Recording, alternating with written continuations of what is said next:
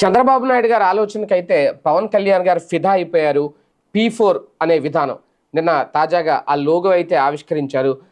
Public private people partnership. ఒక రకంగా మార్గదర్శి అంటే సహాయం పొందదలిచిన వాళ్ళు, వాళ్ళు అంటే సహాయం పొందదలిచిన వాళ్ళకి చేయూతనిచ్చే వాళ్ళు మార్గదర్శి. సహాయం పొందదలిచిన వాళ్ళు ఎవరైతే ఉంటారో నిరుపేదలు ఆల్రెడీ ఒక సర్వే ద్వారా ఎంపిక చేశారు. వాళ్ళందరూ బంగారు కుటుంబం.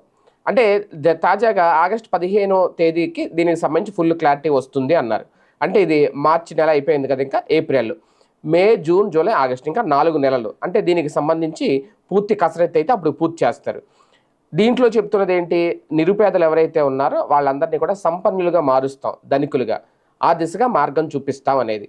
అయితే ఇక్కడ పాయింట్ ఏంటి అంటే నిజంగా ధనికులు అయిపోతే అందరూ, అంటే ఇక్కడ చెప్పింది నిన్న చంద్రబాబు నాయుడు గారు, జీరో పావర్టీ అనేది ఒక ఆయుధం అని ఆయన చెప్పారు స్వర్ణ ఆంధ్రప్రదేశ్కి. ఇప్పుడు అందరూ ఏ రేషియోలో రేషన్ కార్డులు తీసుకున్నారు, ఏ రేషియోలో సంక్షేమ పథకాలు అందుకుంటున్నారు, బీపీఎల్ అంటే బిలో పావర్టీ లైన్. ఇప్పుడు జీరో పావర్టీ అయిపోతుంది, చేసేస్తారు అంటున్నారు ఈ P4 ద్వారా. చేసేస్తే ఇంక హ్యాపీ కదా, ఇంకెవరికి ప్రభుత్వం మీద ఆధారపడి బతికే అవసరం ఉండదు. ప్రభుత్వం ఇచ్చే రేషన్ బియ్యం కోసం ఎదురుచూపులు చూడాల్సిన అవసరం లేదు. ప్రభుత్వ సంక్షేమ పథకాల కోసం ఎదురుచూపులు చూడాల్సిన అవసరం లేదు. సింపుల్గా చెప్పాలంటే ప్రభుత్వం ఎవరికి కూడా నిరుపేదలకి సంక్షేమం ఇవ్వాల్సిన అవసరం లేదు. నిరుపేదలు అనే ప్రశ్నే ఉండదు, మాటే ఉండదు. అలా మార్చేయబోతున్నారు సమాజాన్ని.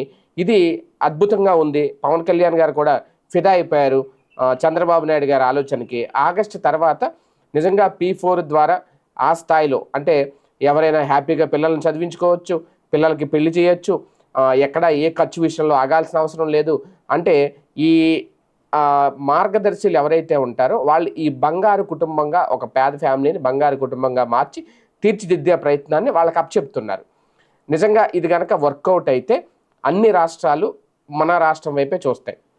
పక్క దేశాలు కూడా మన రాష్ట్రం వైపు చూస్తాయి, ఆంధ్రప్రదేశ్ వైపు. నరేంద్ర మోడీ లాంటి వాళ్ళు కూడా బాబు గారి దగ్గర నేర్చుకోవాలి వచ్చి, నిజంగా నిరుపేదలు లేని సమాజాన్ని ఎలా చూడాలి. ఎందుకు అని ఈ మాట చెప్తున్నాను అంటే, గతంలో మోడీ గారు చెప్పింది నల్లధనాన్ని వెనక్కి తీసుకొస్తాము అనేది. ఎప్పుడు, డిమానిటైజేషన్ టైంలో నల్లధనాన్ని ఎంతవరకు వెనక్కి తీసుకొచ్చారు, ప్రయత్నం అయితే స్టార్ట్ చేశారు. అయితే ఇక్కడ నల్లధనాన్ని వెనక్కి తీసుకొస్తారని చెప్పట్లేదు కానీ బాబు గారు, చాలామంది డబ్బు ఎక్కువ ఉన్న వాళ్ళు వాటిని ఎక్కడ దాచుకోవాలో తెలియక, దాన్ని ఎలా వాడాలో తెలియక ఇబ్బందులు పడిపోతున్నారు. అలాంటి వాళ్ళందరూ కనుక పేదవాళ్ళని ఆదుకుంటే రేపొద్దున వాళ్ళకి ఆత్మ సంతృప్తి ఉంటుంది. డబ్బులు రేపొద్దున పోతా తీసుకెళ్ళిపోరు, ఏం చేసుకుంటారు డబ్బు అంతా అనేది ఏం చెప్తున్నమాట. అది నల్లధనమా, తెల్లధనమా, ఇంకా ఎర్రధనమా, ఏ ధనం అనేది పక్కన పెడితే అది మాత్రం తీసుకొచ్చి ఇప్పుడు పేదలకు ఖర్చు పెట్టాలి డబ్బు ఉన్న వాళ్ళందరూ. ఇది నిజంగా అద్భుతమే కదా. అంటే మోడీ గారికి సాధ్యం కానిది కూడా ఇప్పుడు చంద్రబాబు గారు చేసి చూపిస్తారా? అందుకే పవన్ కళ్యాణ్ గారు ఫిదా అవుతున్నారు. చూద్దాం ఏం జరుగుతుంది.